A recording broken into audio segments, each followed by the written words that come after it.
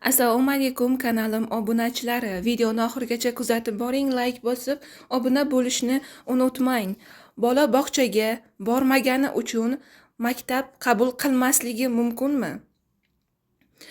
O'zbekiston Respublikasi Vazirlar Mahkamasining 2022-yil 1-iyundagi 295-son qarori bilan tasdiqlangan bolalarni davlat umumiy o'rta ta'lim muassasalariga qabul qilish hamda o'quvchilarni bir umumiy o'rta ta'lim muassasasidan boshqasiga o'tkazish bo'yicha davlat xizmatlari ko'rsatishning ma'muriy reglamentiga muvofiq qabul komissiyasi qanday sabablar va holatlarga ko'ra bolalarni maktabga qabul qilishni rad etishi mumkinligini keltirib o'tilgan.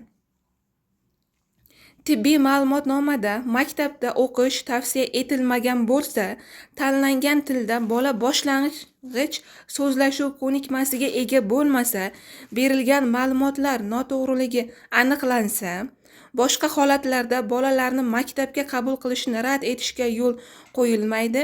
Shundan kelib chiqadiki, maktabgacha tayyorlov kurslaridan o'qimaganligi yoki bog'chaga bormagani uchun bolani maktabga qabul qilmaslik mumkin emas.